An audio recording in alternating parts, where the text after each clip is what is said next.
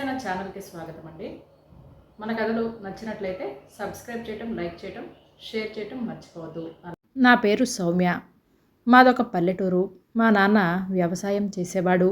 మాకు పొలం, తోటలు ఇలా ఆస్తి బాగానే ఉంది. నాకు 2 అన్నయ్యలు కూడా ఉన్నారు. పెద్దన్నయ్య మా వ్యవసాయాన్ని చూసుకుంటూ మాతోనే ఊళ్ళో ఉంటాడు. చిన్నన్నయ్య సిటీలో ఉద్యోగం చేస్తున్నాడు. ఇద్దరికీ పెళ్ళిళ్ళు అయిపోయాయి. మా నాన్న కట్నం ఆశించకుండా మంచి గుణవంతులైన అమ్మాయిలను మా అన్నయ్యలకు నచ్చిన వాళ్ళతో పెళ్లి చేశాడు. పెద్ద వదిన మా అమ్మలాగే నన్ను చిన్న పని కూడా చేయనివ్వకుండా చాలా ప్రేమగా చూసుకుంటుంది. మా చిన్న వదిన సిటీలో ఉంటుంది కాబట్టి వచ్చినప్పుడల్లా ఏదో ఒకటి నా కోసం తీసుకొస్తూనే ఉంది. డ్రెస్సులు, గాజులు, ఇయర్ రింగ్స్ ఇలా ఏదో ఒకటి తీసుకొస్తూ ఉంటుంది. ఇంకా వాళ్ళక్కడ ఏ ఏ ప్లేసెస్కి వెళ్ళారో ఫొటోస్ చూపిస్తూ ఉండేది. ఆ ఫొటోస్ వదిన చూపించినప్పుడల్లా నేను కూడా సిటీలో ఉండే అతన్నే పెళ్లి చేసుకోవాలి అని అనుకున్నాను. అలా నేను కూడా ఎన్నో ప్లేసెస్ చూసి ఎంజాయ్ చేయొచ్చు అని ఎన్నో కలలు కన్నాను. కానీ మా నాన్న మా ఊరిలో ఉండే నరేష్ అనే వ్యక్తి నన్ను పెళ్లి చేసుకుంటాను అని అడిగాడని, అతను చాలా మంచివాడని, అతనికిస్తే నేను వాళ్ళ కళ్ళ ముందే ఉంటాను అని పెళ్లి చేసుకోమని చెప్పాడు. నరేష్కి నేనంటే చిన్నప్పటి నుంచి ఇష్టం. కానీ వాళ్ళ నాన్న ఆరోగ్యం బాగా లేకపోవటం వలన తాను 10వ తరగతి మధ్యలోనే చదువాపేసి వ్యవసాయం చూసుకుంటున్నాడు.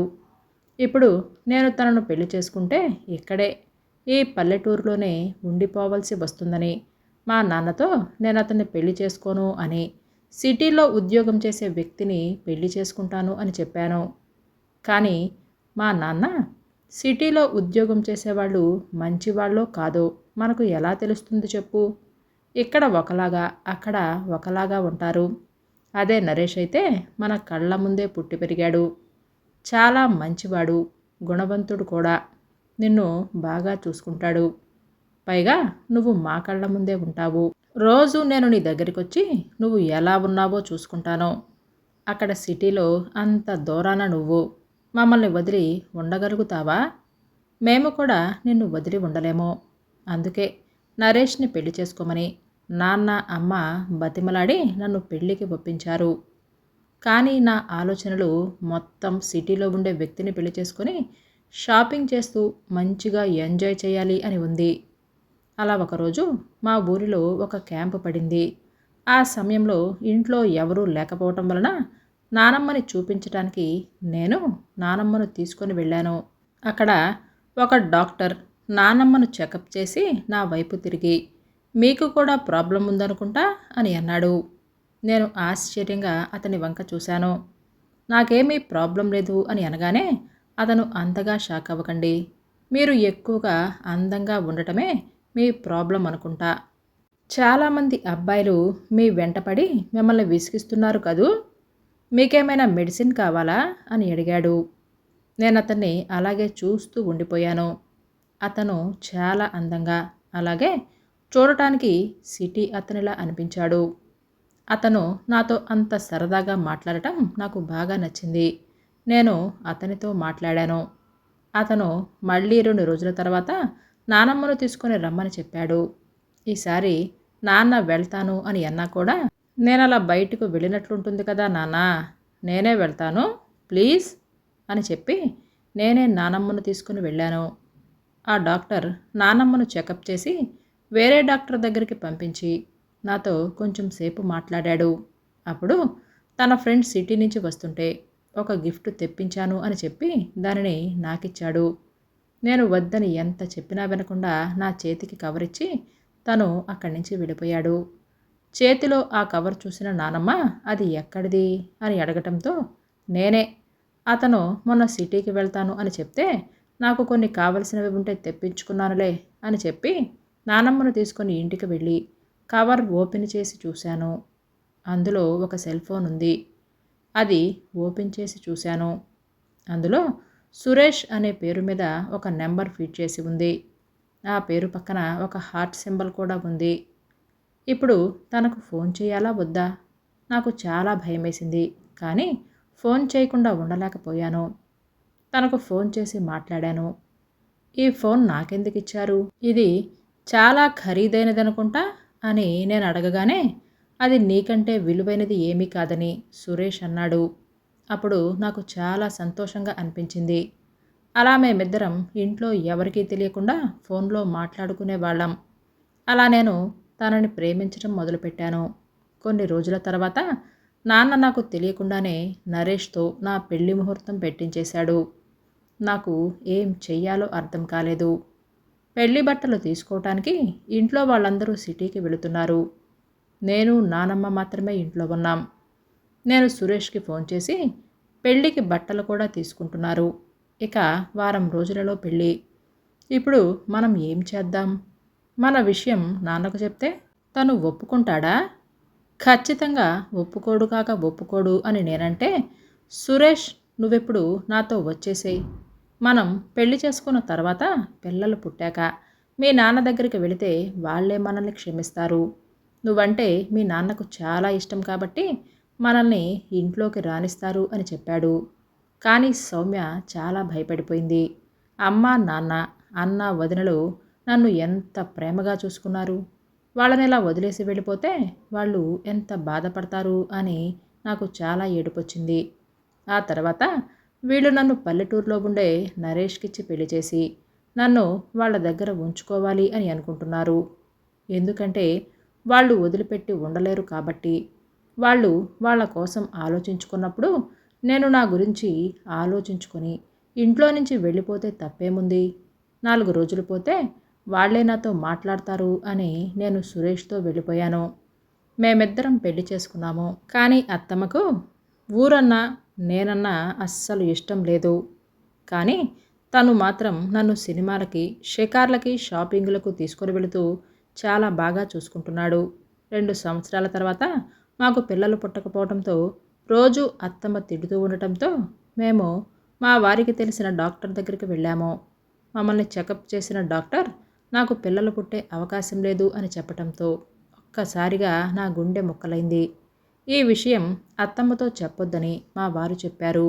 తనకు తెలిస్తే నన్నింకో పెళ్లి చేసుకోమంటుంది అని కూడా చెప్పారు. కానీ అత్తమ్మ వారం రోజుల తర్వాత ఆ డాక్టర్ని నేను కలిశానని, తాను నీకు పిల్లలు పుట్టరు అని చెప్పిందని చెప్పి మా వారికి రెండో పెళ్లి చేసుకోమని చెప్పటమే కాకుండా కొంతమంది అమ్మాయిల ఫోటోలు కూడా చూపించింది.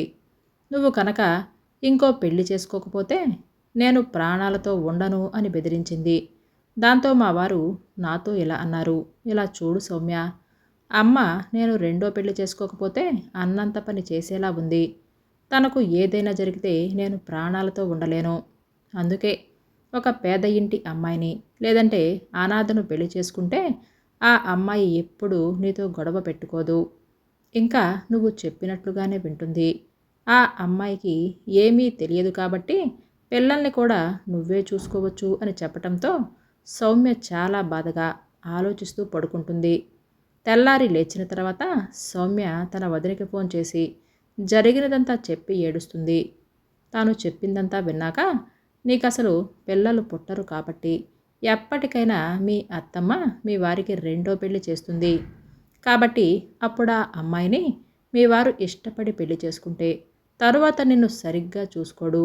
కాబట్టి నువ్వే ఒక అనాథ అయిన అమ్మాయిని చూసి పెళ్లి చేశావనుకో, అప్పుడు ఆ అమ్మాయి నీ పట్ల కృతజ్ఞతా భావంతో ఉంటుంది. తనకు ఒక కొత్త జీవితాన్నిచ్చావని నిన్ను తన సొంత అక్కలా భావిస్తుంది. కాబట్టి మీ ఇద్దరికీ ఎలాంటి గొడవలు ఉండవు. అందుకే మీ వారు చెప్పినట్లే నువ్వే ఒక అమ్మాయిని చూసి పెళ్లి చెయ్యి అని చెప్పింది. సౌమ్య బాగా ఆలోచించి వాళ్ళ వదిన చెప్పినట్టుగానే చెయ్యాలి అని నిర్ణయించుకొని సురేష్కి చెబుతుంది. రేపే మనం ఆశ్రమానికి వెళదామని చెప్పి తాను గుడికి వెళుతుంది. గుడిలో ఒక దగ్గర ఆలోచిస్తూ కూర్చొని ఉంటుంది. తన దగ్గరికి ఒక అమ్మాయి వచ్చి కూర్చొని సౌమ్యతో మాట్లాడుతుంది. అప్పుడు సౌమ్యకి ఆ అమ్మాయి అనాథ అని, అక్కడే ఆశ్రమంలో ఉంటుందని, తన పేరు నవ్య అని, రోజు ఈ గుడికి వస్తుంది అని తెలిసింది. ఇంటికి వెళ్ళి ఆ అమ్మాయి గురించి సురేష్కి చెప్పి ఆ అమ్మాయిని నువ్వు పెళ్లి చేసుకుంటే బాగుంటుంది అని చెప్పడంతో అతను కూడా ఒప్పుకుంటాడు. తెల్లవారిన తర్వాత అదే గుడికి వెళ్ళి ఆ అమ్మాయిని కలుస్తుంది. తన భర్తని రెండో పెళ్లి చేసుకోమని, తనకు ఎలాంటి సమస్య రాదని చెప్పి ఆ అమ్మాయిని ఒప్పించి సురేష్తో తన పెళ్లి చేస్తుంది. పెళ్లి తర్వాత రోజు రాత్రి వాళ్ళిద్దరూ ఒక గదిలో, తాను వేరొక గదిలో ఉండటంతో తనకు చాలా ఏడుపొస్తుంది. అలా ఏడుస్తూ రాత్రంతా నిద్రపోకుండా అలాగే కూర్చుంటుంది. తెల్లారగానే సురేష్ తన దగ్గరికి వస్తాడు అని ఎదురు చూసింది. కానీ ఎంతకీ ఆయన తన దగ్గరికి రాకపోవటంతో గదిలో నుంచి బయటికి వెళ్ళి నవ్యతో, సురేష్ ఏడి, ఇంకా బయటికి రాలేదేంటి అని అడగటంతో నవ్య సిగ్గుపడుతూ తానింకా నిద్రపోతున్నాడని, డిస్టర్బ్ చేయొద్దని అన్నాడు అని చెప్తుంది. నేనెప్పుడైనా తను చెప్పినట్లు వినకపోతే ఇంట్లో నుంచి పంపించేస్తాను అని అన్నాడని చెప్తుంది. దాంతో సౌమ్య నవ్యని ఏమీ అనకుండా తన రూంలోకి వెళ్ళిపోతుంది. అలా 3-4 రోజులైనా సరే సురేష్ తన దగ్గరికి రాకుండా, తనతో మాట్లాడకుండా, తనను పట్టించుకోకుండా ఉండటంతో సౌమ్య చాలా బాధపడుతూ ఉంటుంది. తన ఆడబిడ్డ రావటంతో తనకు కాఫీ ఇద్దామని తన రూంలోకి వెళుతుంది.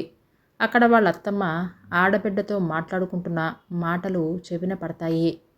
వాళ్ళత్తమ్మ ఆడబిడ్డతో, చూసావా, వాడు రెండో పెళ్లి చేసుకోకపోతే నేను చచ్చిపోతాను అని బెదిరించి, అలాగే నవ్య అనాథ అని చెప్పి సురేష్ నేను కలిసి ఆ నవ్యనిచ్చి వాడికి రెండో పెళ్లి చేసేలా ఎలా చేశామో అని చెబుతుంది.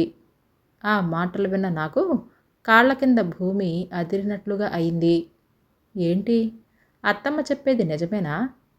ఇప్పుడే సురేష్ని అడుగుతాను అని చెప్పి సురేష్ రూమ్కి వెళుతుంది. అక్కడ సురేష్ నవ్యతో, చూడు బంగారం, నేను నిన్ను చూసిన మొదటిసారే ఇష్టపడ్డాను. నువ్వంటే నాకు చాలా ఇష్టం. నిన్నే పెళ్లి చేసుకోవాలి అని అనుకున్నాను. కానీ సౌమ్య వాళ్ళ ఊరికి వెళ్ళినప్పుడు, వాళ్ళ నానమ్మను చెకప్ చేస్తూ తనతో మాట్లాడుతున్నప్పుడు వాళ్లకు చాలా ఆస్తులు ఉన్నాయి అని తెలిసింది. అందుకే తనను పెళ్లి చేసుకున్నాను. కొన్ని రోజుల తర్వాత తనతో కోర్టులో కేసు వేయించి ఆస్తిలో భాగం తీసుకొని ఆ తర్వాత నిన్ను పెళ్లి చేసుకుని సంతోషంగా ఉండాలి అని అనుకున్నాను. అందుకే కొన్ని రోజుల వరకు మనం ఎంజాయ్ చేయాలని సౌమ్యతో పిల్లలు వద్దు అని చెప్పాను. ఆ తర్వాత సౌమ్యని ఆస్తి కోసం కేసు వేద్దామని, అప్పుడు మీ నాన్న వాళ్ళే వచ్చి మాట్లాడతారు అని ఎంత చెప్పినా కూడా కేసు వేయటానికి సౌమ్య ఒప్పుకోలేదు. పైగా ఇంకా ఎన్ని రోజులు అత్తమ్మ తిడతారు, మనకు పిల్లలు కావాలని సౌమ్య అనటంతో తనను ఇంట్లో నుంచి పంపించేయాలి అని అనుకున్నాను.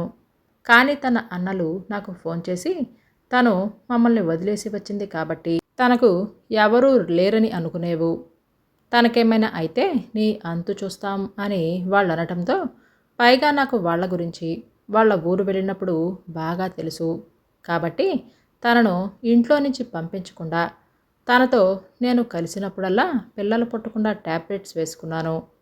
అలా నాకు తెలిసిన డాక్టర్తో తనకే పిల్లలు పుట్టే అవకాశం లేదు అని చెప్పించి, అమ్మతో చస్తానని బెదిరించమని నాటకం ఆడించి సౌమ్యనే నిన్ను నాకిచ్చి పెళ్లి చేసేలా ప్లాన్ చేశాను అని చెప్పాడు. ఆ మాటలు విని ఆమె గుండెల్లో 1000 బాణాలు ఒక్కసారిగా దిగినట్లుగా, సూదులతో పొడిచినట్లుగా బాధ కలగటంతో ఏడుస్తూ అలాగే సురేష్ దగ్గరికి వెళ్ళి, నన్నెంత మోసం చేస్తావా, ప్రేమించాను అని చెప్పి డబ్బు కోసం నన్ను పెళ్లి చేసుకుంటావా, నన్ను ఎంతో అల్లారుముద్దుగా ప్రేమగా చూసుకున్న నా కుటుంబాన్ని నీ కోసం కాదనుకొని వాళ్ళ పరువు మర్యాదల గురించి ఆలోచించకుండా వాళ్ళు ఏమైపోతారో అని కూడా ఆలోచన లేకుండా నీతో వచ్చేసినందుకు నాకు ఇలా జరగాల్సిందే అని, ఇక ఆ ఇంట్లో ఒక్క క్షణం కూడా ఉండను అని చెప్పి ఆ ఇంటి నుంచి వచ్చేస్తుంది. అక్కడి నుంచి వస్తుందే కానీ తనకిప్పుడు ఎటు వెళ్ళాలో ఏమీ తెలియదు. తండ్రి దగ్గరికి వెళ్ళటానికి తనకు మొహం చెల్లటం లేదు. అందుకే ఒక ఆశ్రమానికి వెళుతుంది. తనకు జరిగినదంతా వాళ్ళ వదినకు ఫోన్ చేసి చెప్తుంది. వాళ్ళ వదిన ఇంటికి రమ్మన్నా వెళ్లకుండా అక్కడే ఉంటుంది. ఆశ్రమంలో వాళ్లకు సేవ చేస్తూ ఉండగా ఒకరోజు తనను కలవటానికి ఎవరో ఒక అతను వచ్చాడని సెక్యూరిటీ అతను వచ్చి చెప్పడంతో, ఖచ్చితంగా సురేషే, వాడికి నాతో ఏం పని, నన్ను కలవటానికి ఎందుకొచ్చాడు, వాడికి నేను విడాకులు కూడా ఇచ్చేశాను కదా, వాడిని నేనెందుకు కలవాలి అని తనని వెళ్ళిపోమ్మని చెప్తుంది. ఆ సెక్యూరిటీ అతను తన చేతిలో ఒక పేపర్ పెట్టి వెళ్ళిపోతూ ఉండగా, ఆ పేపర్లో నేను నరేష్ని, మీతో ఒక్కసారి మాట్లాడాలి, ప్లీజ్ నన్ను కలవవా అని రాసి ఉండటంతో సెక్యూరిటీ అతనితో లోపలికి రమ్మను, నేను తనని కలుస్తాను అని చెప్తుంది. దాంతో నరేష్ తన దగ్గరికి వస్తాడు. నరేష్ని చూసిన సౌమ్యకి ఏం మాట్లాడాలో తెలియక తన ముఖం కూడా చూడలేక తల కిందకు దించుకుంటుంది. ఇక అతను సౌమ్యతో, నువ్వంటే నాకు చిన్నప్పటి నుంచి ఇష్టము, నీ జీవితంలో ఏం జరిగిందో అది నువ్వు మర్చిపో, నువ్వు ఒప్పుకుంటే నీతో కలిసి మన కొత్త జీవితాన్ని ప్రారంభించాలి అని అనుకుంటున్నాను. నీకు ఇష్టమైతే ఈ నెంబర్కి ఒకసారి కాల్ చేయి, నేను మీ అమ్మ నాన్నను ఒప్పించి నిన్ను పెళ్లి చేసుకొని మా ఇంటికి తీసుకొని వెళతాను అని చెప్పి నరేష్ అక్కడి నుంచి వెళ్ళిపోతాడు. సౌమ్య తనలో తాను ఇలా అనుకుంటుంది, ఎలాంటి పరిస్థితులలో కూడా నన్ను పెళ్లి చేసుకుంటాను అని అంటున్నాడు. ఎంత మంచివాడు, ఇలాంటి వ్యక్తిని కాదనుకొని నేను బాగున్నాడు, సిటీలో ఉన్నాడు, ఎంజాయ్ చెయ్యొచ్చు అని అనుకుని వాడితో వెళ్ళిపోయాను. ఇప్పుడు నేను ఎలా నరేష్ని పెళ్లి చేసుకోగలను అని ఆలోచిస్తూ తన వదినకు ఫోన్ చేస్తుంది. వాళ్ళ వదిన, నరేష్కి నువ్వక్కడ ఉన్నావని నేనే చెప్పాను, ఎందుకంటే నరేష్ నిన్ను నిజంగా ఇష్టపడ్డాడు, నువ్వు వెళ్ళిపోయాక తనకు చదువు లేదని, వ్యవసాయం చేస్తున్నాడని నువ్వు తనని వదిలి వెళ్ళిపోయావని నీ పేరు మీద ఒక స్కూల్ కూడా స్టార్ట్ చేశాడు. నువ్వు ఎలా ఉన్నావు అని తెలుసుకోవటానికి మమ్మల్ని ఎప్పుడూ అడిగేవాడు. నువ్వంటే అంత ఇష్టం తనకి, అందుకే చెప్పాను, నువ్వు మళ్ళీ తనని పెళ్లి చేసుకొని కొత్త జీవితం ప్రారంభించు, ఇప్పటి వరకు జరిగినదంతా మర్చిపో, చూడు నరేష్ లాంటి వ్యక్తిని వదులుకోకు అని చెబుతుంది. సౌమ్య బాగా ఆలోచించి నరేష్కి ఫోన్ చేస్తుంది. నరేష్ సౌమ్య వాళ్ళ అమ్మ నాన్నలతో మాట్లాడతాడు. సౌమ్య జీవితంలో జరిగింది తెలుసుకొని వాళ్ళ మనస్సు కరిగిపోయి వాళ్ళు కూడా బాధతో సౌమ్యను ఇంటికి రానిస్తారు. ఇక సౌమ్య అమ్మా నాన్నల కాళ్ళ మీద పడి ఏడుస్తూ క్షమాపణ అడుగుతుంది. వాళ్ళు తనని క్షమించి మళ్ళీ నరేష్కిచ్చి పెళ్లి చేస్తారు. అలా నరేష్ సౌమ్యల కొత్త జీవితం ప్రారంభిస్తారు. నరేష్ సౌమ్యని ఎంతో ప్రేమగా చూసుకుంటున్నాడు. సౌమ్యకిప్పుడు 5వ నెల. తనని కాలు కూడా కింద పెట్టనివ్వకుండా ఎంతో అపురూపంగా చూసుకుంటున్నాడు. ఆమె అసలు సంతోషం అంటే ఏమిటో నరేష్ని పెళ్లి చేసుకున్న తర్వాతే తెలుసుకుంది. ఒకరోజు నవ్యని పెద్ద హాస్పిటల్లో చూపించడానికి సిటీకి వెళతారు. అక్కడ హాస్పిటల్లో సురేష్ని కలుస్తారు. సౌమ్య పట్టించుకోకుండా వెళ్ళిపోతుంటే సురేష్ సౌమ్యని ఆగమని, తను చేసిన దానిని క్షమించమని అడుగుతాడు. తన కళ్ళల్లోని నీళ్లు చూసిన సౌమ్య, మళ్ళీ కొత్త నాటకమా అని అడగగానే అందుకు సురేష్, లేదు, నేను మనస్ఫూర్తిగా నిన్ను క్షమించమని అడుగుతున్నాను. నువ్వు వెళ్ళిపోయాక అమ్మకు పక్షపాతం వచ్చింది, మాకు పిల్లలు పుట్టకపోవడంతో హాస్పిటల్కి వెళ్ళి చెక్ చేయించుకున్నాను. అప్పుడు డాక్టర్ నాలోనే లోపం ఉంది అని చెప్పాడు. నేను నీకు పిల్లలు పుట్టొద్దని అప్పుడు టాబ్లెట్స్ వేసుకోవటం వలన ఇలా జరిగిందని చెప్పాడు. దాంతో నవ్య ఊరికే గొడవ పడుతూ, నేను నీకు మీ అమ్మకు సేవ చేయాలా, అందుకేనా నేను నిన్ను పెళ్లి చేసుకుంది, ఒకరోజు పెద్ద గొడవ పెట్టుకొని నన్ను వదిలేసి వెళ్ళిపోయింది. ఇప్పుడు అమ్మను చూపించడానికి హాస్పిటల్కి వచ్చాను. నేను నీకు చేసిన ద్రోహానికి నాకు ఎలాంటి శిక్ష పడింది అని బాధపడుతూ క్షమాపణ అడుగుతాడు. ఆ మాటలు విన్న సౌమ్య, నువ్వు చేసిన పాపానికి ఆ దేవుడే నీకు శిక్ష విధించాడు, ఇంకా నేను నీ మీద కోపం పెంచుకొని ఏం చేస్తాను, నీకు తగిన శిక్షే పడింది అని నరేష్ చెయ్యి పట్టుకొని అక్కడి నుంచి వెళ్ళిపోయారు.